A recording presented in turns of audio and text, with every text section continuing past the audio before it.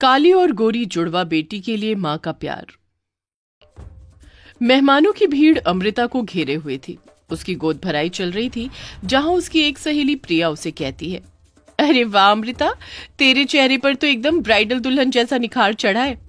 भाई तू है भी तो दूध जैसी गोरी चिट्टी सुंदर, और मैंने तो सुना है कि बच्चे बिल्कुल माँ पर जाते हैं। इसका मतलब तेरे आने वाले बच्चे भी दूध से सफेद होंगे। अपने गोरे रंग रूप का बखान सुनकर अमृता इतरा कर बोली, भगवान ने मुझे इतना सुंदर बनाया है, मुझे तो बस गोरी सी सुंदर सी बेटी चाहिए।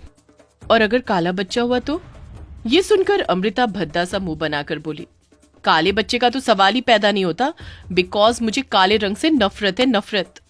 भगवान ने अमृता को रच कर सुंदरता दी थी, और गोरा दूधिया रंग, तिरछे नैन नक्श, इसलिए उसे अपने गोरेपन पर बहुत गुमान था। गुजरते दिन के साथ अमृता को दर्द शुरू हो जाता है। आ आ आ आ थोड़ी देर में अमृता एक गोरी बेटी को जन्म देती है और कराहते हुए भी एक ही शब्द पूछती है, डॉक्टर, डॉक्टर मेरी बेटी गोरी तो है ना? डॉक्टर बड़े अचंभे से उसे देखता है। पहली बार ऐसी माँ देखी है जिसे डिलीवरी के दर्द से ज्यादा बच्चे के गोरे और काले रंग की पड़ी है। अमृता एक नहीं बल्कि 2 जुड़वा बेटियों को जन्म देती है, जिसमें एक गोरी और दूसरी बहुत काली होती है।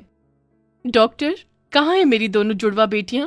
मैं उन्हें देखना चाहती हूँ। जी, ये रही आपकी बेटियां।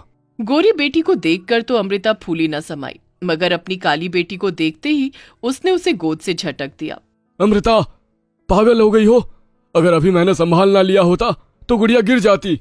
नहीं नहीं, ये इतनी काली कलूटी मेरी बेटी नहीं हो सकती। ये तुम कैसी बातें कर रही हो अमृता? तुमने इसे जन्म दिया है, और बच्चे चाहे काले हो या गोरे, माँ के लिए दोनों बराबर होते हैं।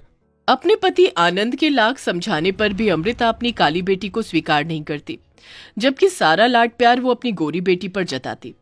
अमृता ने अपनी गोरी बेटी को लाव्या नाम दिया, वहीं आनंद ने काली बेटी को सांझ नाम दिया। गुजरते वक्त के साथ दोनों 7 साल की हो गई। दोनों जुड़वा थी, इसलिए उनकी शक्ल भी मिलती जुलती थी। दोनों के बीच बड़ा प्यार था, साथ में स्कूल जाना, एक साथ खेलना कूदना, जिसे देखकर अमृता को चिढ़न होती। लाव्या, तुम अपने चेहरे पर क्या लगाती हो जो तुम्हारा चेहरा चांद की तरह चमकता है? देखो सांझ, माँ ने ये क्रीम पाउडर लाकर दिया है, मैं यही लगाती हूँ, लो तुम भी लगा लो। लाव्या ने जैसे ही क्रीम काली बहन को दिया, इतने में अमृता गुस्से में आकर क्रीम छीन लेती है और अपने मन की भड़ास निकालने लगती है। काली कलूटी बैगन लूटी, तुझे क्या लगता है री? तू मेरी बेटी की देखा देखी करके गोरी हो जाएगी? कभी नहीं, काली माई ही रहेगी। अपने प्रति अपनी माँ की कड़वाहट को देखकर सांझ बिलक बिलक कर रोने लगी। आप मुझसे इतनी नफरत क्यों करती हो? मैं भी तो आपकी बेटी हूँ। ये कहते सांझ ने अपनी माँ का आंचल छुआ, तभी उसने उसे दूर धकेल दिया। दूर हट मुझसे, नासपीटी कहीं की। सांझ, सांझ तुम ठीक तो हो? उठ मेरी बहन। लव्या अपने हाथों से उसे मलहम लगाती है। इसी तरह दिन महीने साल बीतते गए, मगर अमृता के मन में अपनी काली जुड़वा बेटी के प्रति बसी हुई नफरत कभी नहीं घटी, और 18 साल बीत गए। अमृता की दोनों जुड़वा गोरी और काली बेटी अब 25 साल की हो गई, वहीं अमृता 45 साल की। माँ, माँ कहाँ हो आप? अरे यहाँ हूं मैं। देखो, मैंने कॉलेज में 2nd क्लास पास किया है। अपनी गोरी बेटी के 2nd आने पर अमृता का मन खुशी के मारे गदगद हो गया। अरे भगवान तुझे खूब तरक्की दे। वैसे भी भगवान ने तुझ में कोई कमी नहीं दी है। रूप है, रंग है, और पढ़ने लिखने में भी इतनी होशियार है मेरी लव्या। अमृता का मुंह अपनी गोरी बेटी की तारीफें करते कभी नहीं थकता था। वहीं सांझ भी हल्की सी मुस्कुराहट लिए आई। माँ, मैंने कॉलेज में 1st क्लास से पास किया है, मुझे आशीर्वाद दो। पर अपनी काली जुड़वा बेटी के प्रथम आने पर अमृता जल भुन गई। उसके चेहरे की खुशी जैसे एक पलछिन में छिन गई। तभी पिता आनंद ने गर्व जताते हुए कहा, जीती रहे सांझ, मुझे तुझ पर नाज है। दोनों की पढ़ाई पूरी होने के बाद अब उनके लिए रिश्ते ढूंढे जाने लगे, मगर सांझ के कालेपन के कारण 2 रिश्ते टूटने के बाद अमृता का मन खट्टा हो गया और वो खुद में बड़बड़ाने लगी। पता नहीं कौन थामेगा इस काली कलूटन का हाथ, नाक कटवा कर रख दी। अब तो बस कोई भी गरीब घरवर देखकर इस कल्लू माई को रफा दफा कर दूंगी, और उसके बाद अपनी लाव्या की शादी धूमधाम से बड़े घर में करूंगी। अमृता ने गायत्री के बेटे चंदन से गरीब सांझ का रिश्ता कर दिया, जिस पर आनंद ने आपत्ति जताते हुए कहा, अमृता, तुम माँ हो या दुश्मन? तुम मेरी सांझ की शादी नहीं कर रही हो, बल्कि उसे गरीब घर में ढा रही हो। तभी अमृता झूठ मूठ का रोना रोकर बोली, अरे तो मैं और क्या करती, तुम्हारी इस काली कलूटी लाडली को कोई पसंद भी तो नहीं कर रहा था।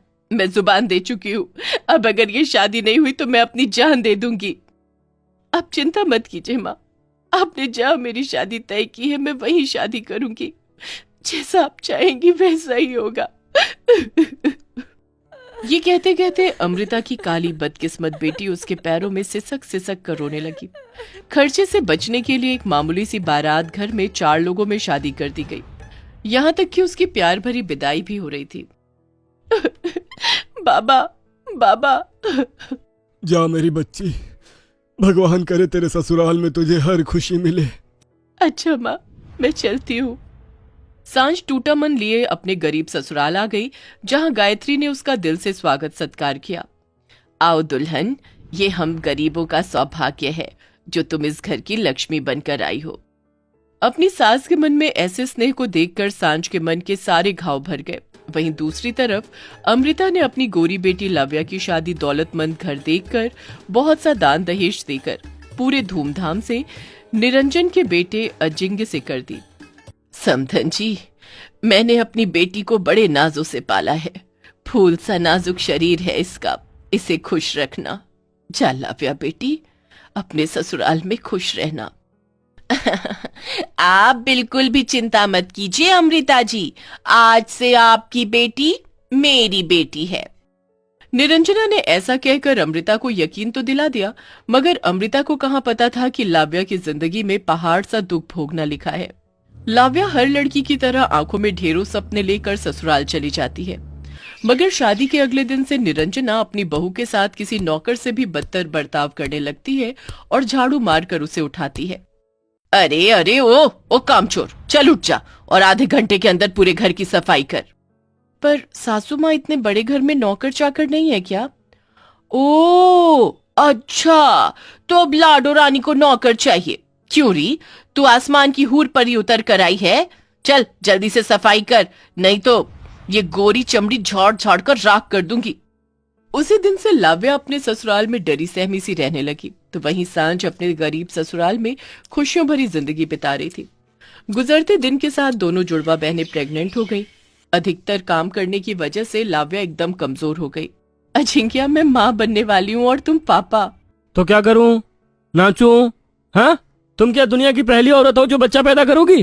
तभी निरंजना ने अपनी बहू को धमकाते हुए कहा, कान खोलकर सुन ले बहुरानी, होगी तू अपने घर की राजकुमारी, पर ये तेरा ससुराल है, और जरा भी ये मत सोचना कि तू प्रेग्नेंट है तो मैं घर में नौकर रखूंगी।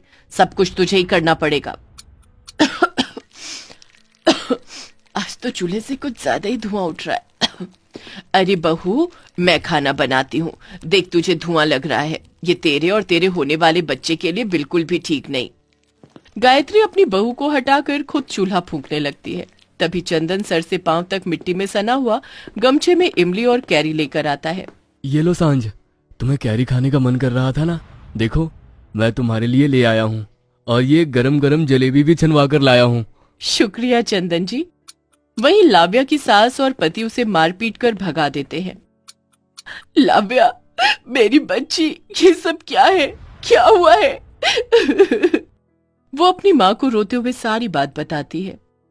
माँ, तुमने मेरी शादी अमीर घर में की, मगर फिर भी तुम्हारी बेटी आज सुखी नहीं है, क्योंकि जो दुख तुमने मेरी जुड़वा बहन को इस घर में दिए, शायद ये उसी की बददुआ है जो तुम्हारी इस बेटी को इस तरह से मिल रही है कि मैं दुख झेल रही हूँ। अपनी बेटी की बात सुनकर अमृता अपनी करनी को सोचने लगती है और सांझ को सम्मान के साथ उसके ससुराल लेने जाती है। समधन जी, मैं अपनी बेटी को लेने आई हूँ।